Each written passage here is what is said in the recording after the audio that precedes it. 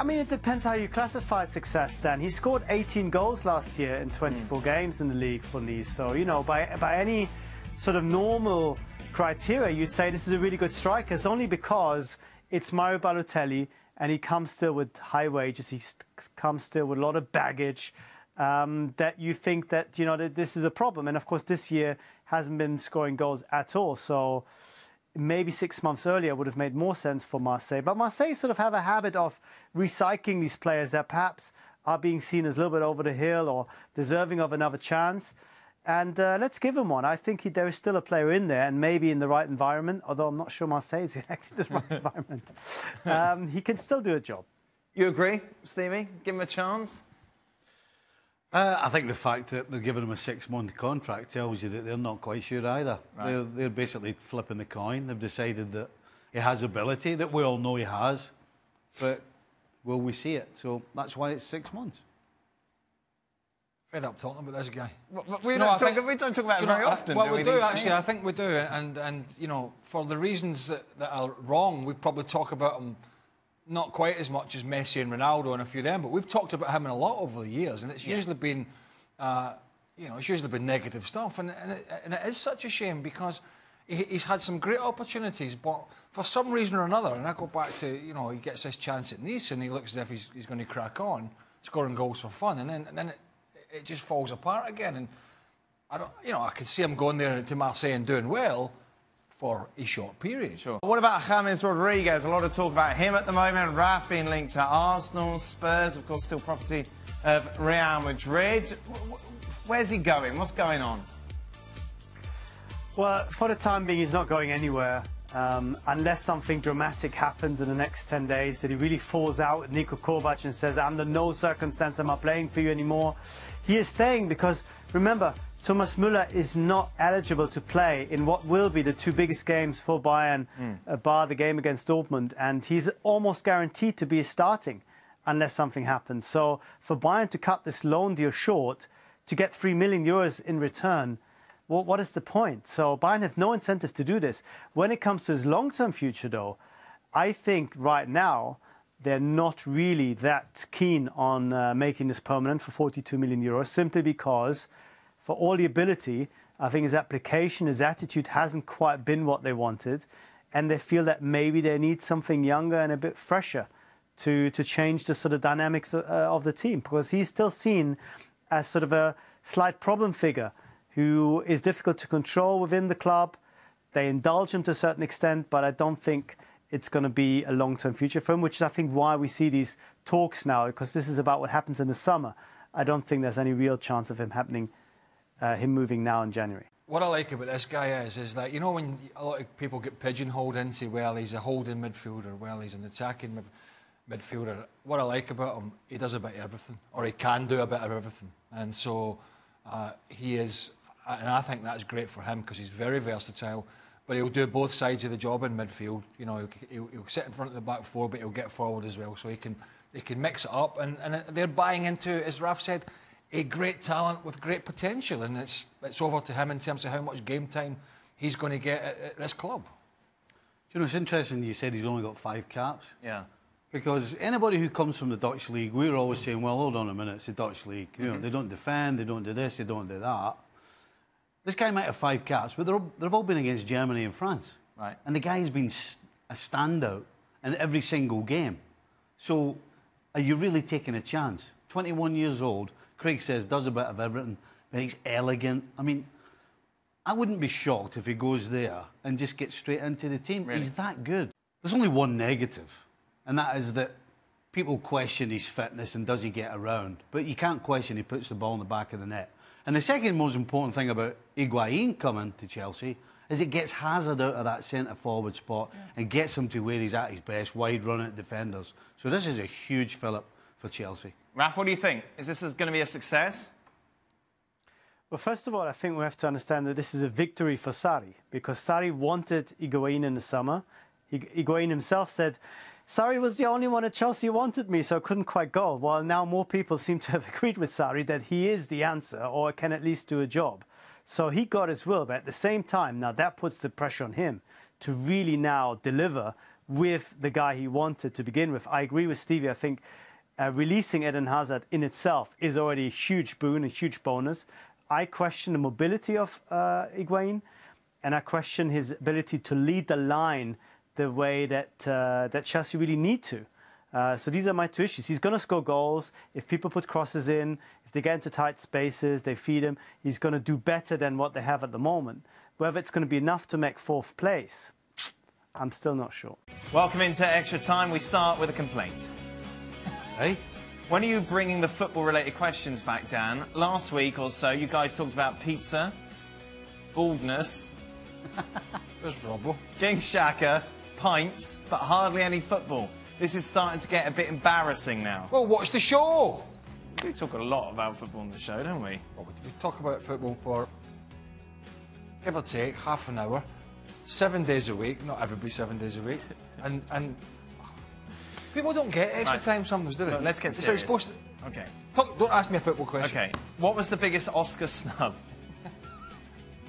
Dam Hey? Busters. Bridge over the River Kwai. Love those old films. I mentioned that yesterday. Raf, you must know more than these guys about movies. Why? Rita Sue and Bob Because 2. you're talking about... Rita Sue and Bob 2. That's the biggest snub ever. Oh, really? Yes. Oh, dear. If you don't know it, look it up. Okay, all right. Raf? Yes? Your, Is there a question in there? The biggest Oscar snub? I don't know. I can't even remember what I watched last week, let alone the biggest Oscar snub. Right, no, No let's... idea. Well, I'm snubbing it. I'm snubbing it. Dan, are you hosting the Oscars this year? No. I heard no. that in the grapevine. No, They look for somebody, you know. they couldn't afford me. Yeah. Some of these modern films are just not very good. These are the oldies do it. Great. You can't just say all these modern films are not very good. Most of them are. Well, they are. They're not. Why not? Oh, you two sound like a couple of old granddads. They're not very good. It's not very good. Some of them are they're just All that downright. zombie nonsense. What's that all about? How many zombie films have been nominated for an come Oscar? on. What was that one in space? Frozen? No. What was it? What was it? Gravity. Gravity. Gravity. Well, they were frozen because I mean, what was it about? it's cold up there. Hey? Gravity. I went to see that with my lad when I moved here. What a load of nonsense. Aye. But just because Gravity was bad, you can't now just say all modern films are bad. Most modern, I don't. No, I'm not saying They're all bad. by the way. They don't make them like they used to. Hey. Put it that way. It's all the same stories, by the way. Just thrown together in a Don't slightly make them different what they way. used to. Same stories. What's worse, the winter in Connecticut or the winter in England? Let's get. Who was it sent the first one? He's going to go absolutely mental. No, he's... Or- The that a winter in serious Connecticut, easily, isn't it? Yeah. The winter on the UK, as you well know, isn't that bad. It just rains a lot Yeah, for exactly. a lot of the year, Yeah. including the summer. What's worse for you, Raf? Winter in England or winter in Germany? No, winter in Germany is pretty nice Oh, yeah? because it is proper winter. Yeah, it gets very cold. You get a bit of snow. There's the Alps. I mean, I'm talking about Bavaria, where I'm from. But things kind of still work. Whereas if we get one snowflake Yeah. in London, things break down. So I prefer winter in Germany. People don't understand. They always ask about the UK, and I always, like when my old boy comes over, my dad comes over, he says, like in the summer, he'll come over and say, "Oh, it's been dry one day out the last like 40 Yeah. in the It's West a lot of Coast, rain. and that's in July and August. It just rains, so it's not cold. It's All right. just The only benefit is you can play golf 12 months of the year. Yes. in the wet. You can't hear. Right, football question for Raf. Where is Oh, Werner... what kind of show is this? Where is Werner more likely to move, Raf? Liverpool or Bayern? This is an excellent question. This is fancy. I'm not sure I've got the answer. I think he's still most likely to stay at Leipzig at this point. But I think Bayern and both Liverpool are sort of keeping him on the stove. Is that the right way of putting it? Kind of keeping him warm to Yep. see if they want to make a big move. Because what's happened is that Leipzig have told him to hurry up and make up his mind. I'm thinking if he's already got something lined up, Leipzig would know by now. So it seems as if sort of things are going on, but there's perhaps not quite that demand for a player who's going to command almost 100 million euros in fees. Wow. So I think he might still stay. That was quite a fancy little split screen there, wasn't it? Yeah. Brian, the director's been trying it out.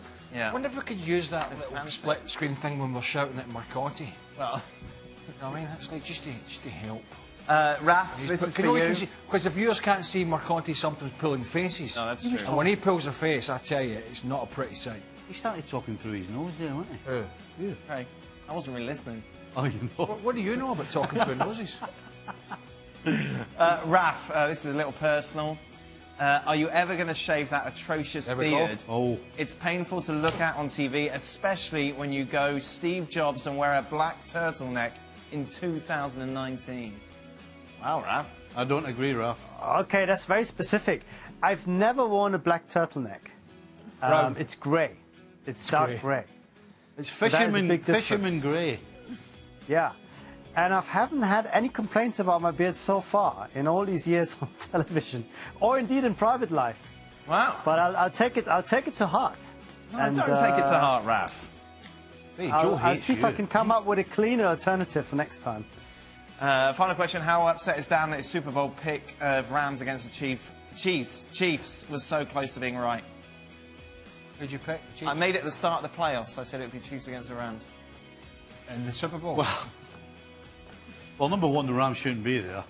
No, that was... The Chiefs never got there, so you want that close, why shouldn't they be there?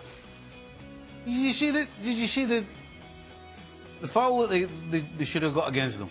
Yeah. And? It was atrocious. Yeah, but that wasn't... I said shouldn't have been. I didn't have say they weren't there. Yeah. Shouldn't have been there. Even if that was called, there's no guarantee they would have lost. All right. This is sensible. Game was done. They get that call. Oh, done. Our NFL expert here. That's it. Well, let's take it back to your Super Bowl analysis. Yeah, exactly. Have you ever commented? He's going to get on Sports Center like that, isn't he? Have you ever commented during the Super Bowl on the Super Bowl? Yeah. Well, if the answer is no, then please stay in your own area. Tony Romo is our coach as well, isn't he? Not Tony Romo. Tony Romo's coach is our TV coach as well, which he mentioned quite a few times. Yeah. Not working. No, it's not. That is it. We are back tomorrow. You're off tomorrow, aren't you? Chelsea Spurs, Thursday tomorrow. I'm all over that. Chelsea Spurs, that's not too bad. It's all right. Keep us going. It's actually And we'll be looking ahead to Arsenal Man United. Oh, God. Why is it one of the Thursdays? I don't know. What am I? I'm an NFL guy.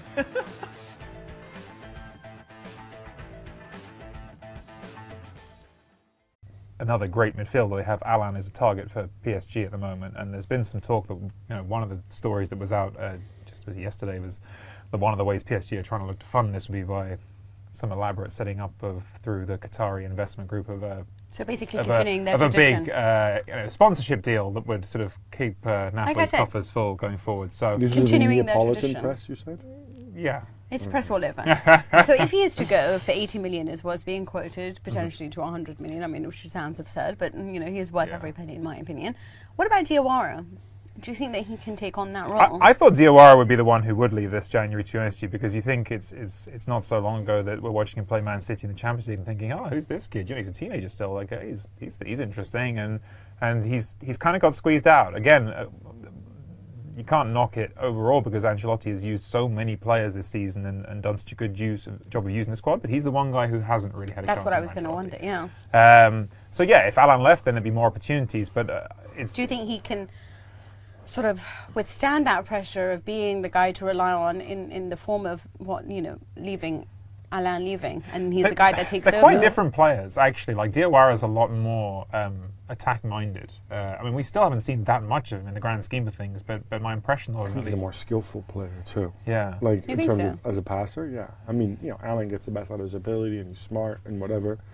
I mean, overall, he's a better player. Yeah, but yeah, I think it's a slightly different one. And do you trust him to take on the mantle, please?